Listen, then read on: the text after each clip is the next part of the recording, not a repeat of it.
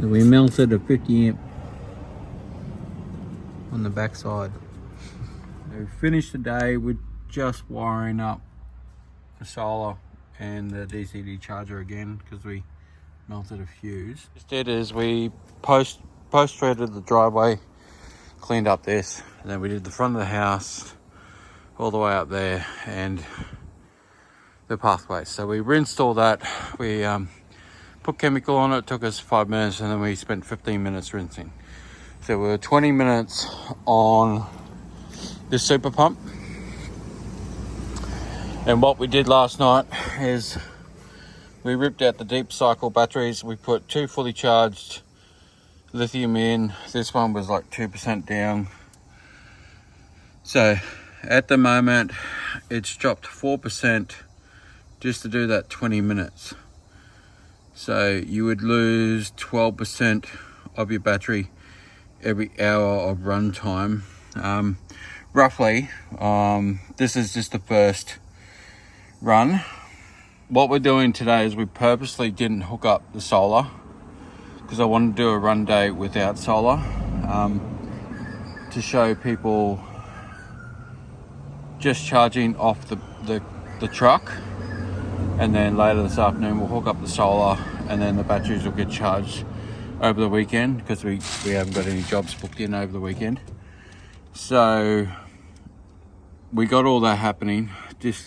I'm trying to test things so people can watch these videos and say, hey, that's what happens, this is not what happens. Kind of get you an idea of everything that's going on. I know the pump is drawing more power now than it was on the deep cycle batteries. I have noticed that already. Yeah, stay tuned. We got a roof clean today and we're going to go up and do an acid wash. So just a basic day for me, 2 to 3 jobs.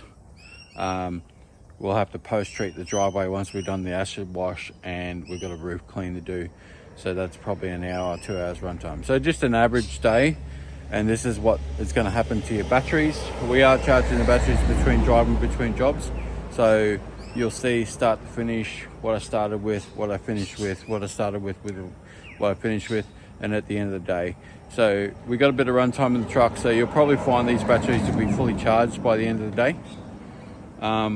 It's just those really big jobs that the solar panels are going to trickle feed into your battery, and you're going to get a full day runtime out of them, and then they'll be fully charged for the next day. So stay with me for this week and next week, and we got a whole stuff planned, a lot of jobs planned, to try and cram in and show you guys what's going on. So let's go. Okay, so we just squeezed in an old customer's driveway. So you got a bit of concrete up here, asphalt at the top, asphalt here. So basically just gonna blow it, give it a quick service clean, and then real quick on here, we're in and out.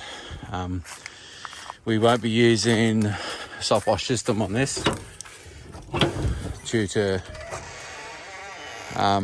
medical reasons, but we were literally like 2 minutes down the road, so battery's charged up a tiny bit. So we've got a half an hour drive to our next job, so we're probably fully charged by then, but we will watch everything and show you everything. All right, so I'm going to get stuck into this one and then we'll get back into the next roof clean. All right, so we're at the next job. We're doing full roof clean on this one. We'll jump up once we cleaned it and blow off the debris off the gutters and stuff. So literally 20 minutes down the road, and as you can see, that one's on 94% and this one's on 96%. So we haven't really had enough charging time to do any charging for the batteries because we're only driving down the road.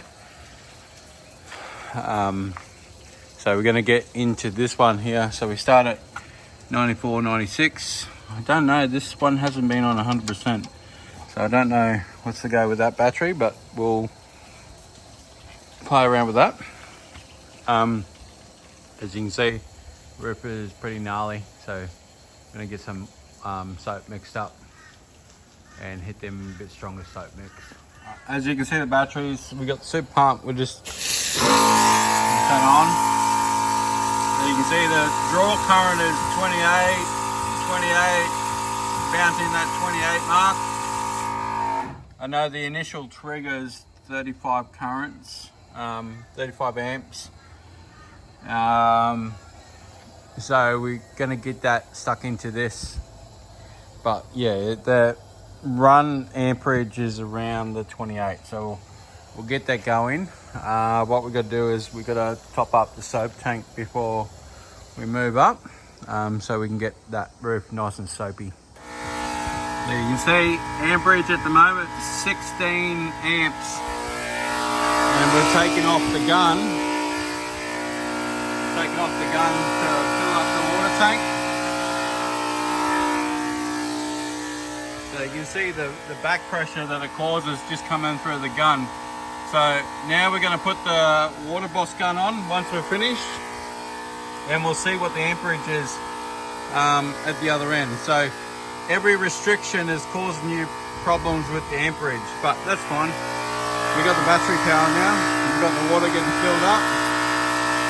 We've got a breaker box here. We might make a switch later on. But, it fills up that 50-litre water tank pretty fast. So we're just gonna watch out. Gotta get that off the top, so then we can drop another cup of soap in there. Just like that. So now we're gonna put some Apple Wash in there from Soft Wash Australia. So we got Apple Wash from the Power Wash store. Comes in from the States.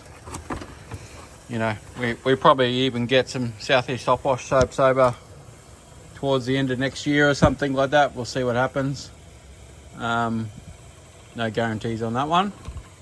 But yeah, that's just running straight out the end of the hose. So the less restrictions that we could get later on, if we could get these on maybe a straight barb into a 45-degree angle, we could probably potentially get lower amperage out of the gun trigger. But you know, I'm not an expert, so I'm just speculating. So just bear with me on that one.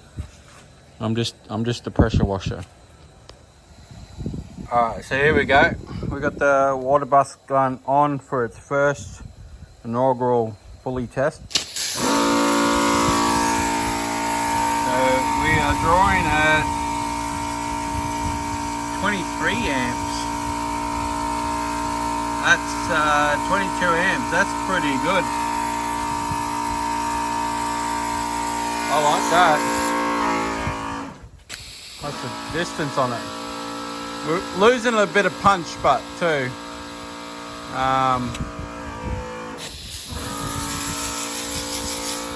But we're drawing lower amperage as well. So, what have we got here again? 22, 23. Back up to 25, pressurizing.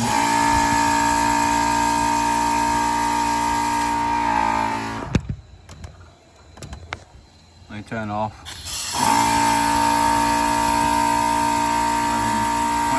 21, bouncing from 21 to 23. That's pretty good.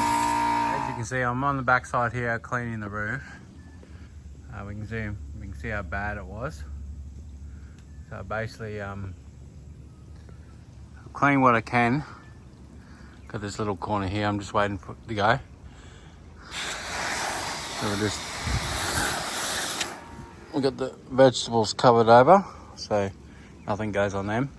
But this is a prime reason why you want the super pump, is like it's shooting up and over that peak, like way on the front. We'll go at the front there and see where the chemicals have run down. So I can smash that peak and get it just to roll over the top. Like I don't have to shoot over the roof. I'm just trying to roll that chemical over that top roll on the steel roof, and I can come down here and I can smash off all this brown, give the roof a good rinse. So we're out the front here. It's basically cleaned all that roof there coming off the other side, and just on top of those hot water system panels is what I wanted. I just wanted to get it over that roll because that hot water system's sitting right up on top there, so it makes it easier for me to get all that cleaned. But you can see all that's been cleaned and all that's been cleaned. So this side's going to be a lot easier than the back side, but you can see how much we've cleaned of this roof from the back side. All right, so this is the water boss from the fence up the roof, and we've got a little bit of wind, but we're just shooting over the top of the roof. So let's turn it off. We'll change it to the blue gun.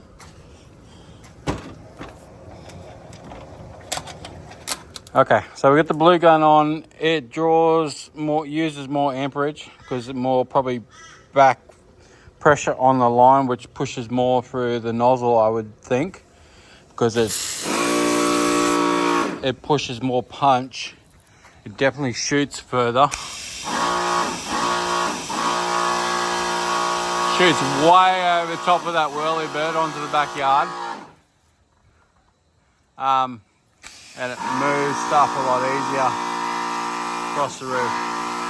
Pump idles it. I might have to turn the pressure. Oh no, that's alright.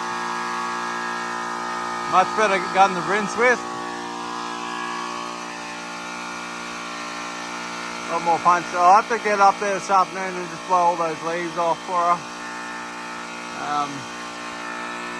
I don't want to walk on that roof now. I don't want to walk on that roof while it's wet.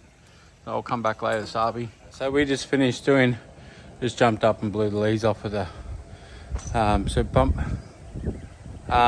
We finished this 300 square metre roof plus the shed in just over an hour. It was an hour and 20 minutes. And this is what the batteries look like. Alright, so that one job, one roof, you're at 81% on that one, 79% on that one. We'll turn the truck on in a couple of minutes and see what the amperage is going back into the batteries. By the look at that, I got no amperage going into the battery. So when I've disconnected all this and plumbed this up, obviously I haven't connected up this right, so I have to pop back to the auto electric and get that fixed so we can start charging. But we'll possibly drop down there now before we go up to our next job, because either way our next job's 45 minutes away. So if I pop down there now, because I'm going that way to fill up chemical, do it now or do it later, I still got to do it. So may as well do it now, travel up, get chemical, travel up to Gympie, and then we're done for the day. But at least we can get that sorted. So we melted a 50 amp on the back side.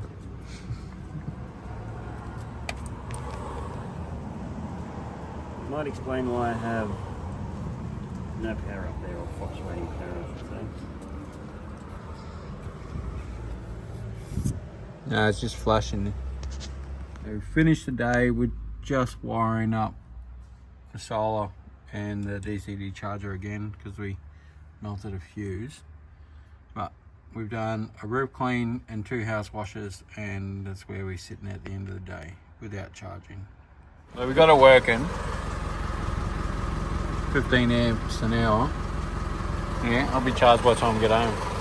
I've just driven 35 minutes home and the batteries are sitting on 82 and 84. So let's see what the solar's doing tomorrow.